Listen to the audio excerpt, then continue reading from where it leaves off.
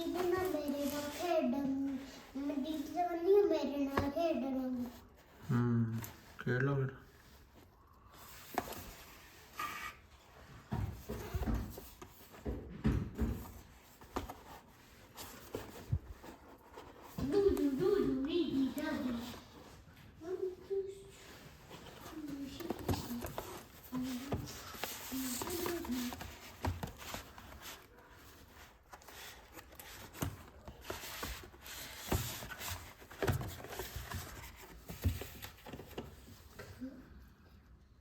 ਇਹ ਡੱਬੇ ਚ ਪਾ ਕੇ ਲੈ ਕੇ ਆਣਾ ਮਾਂ ਚੁੱਪ ਕਰ 2 ਮਿੰਟ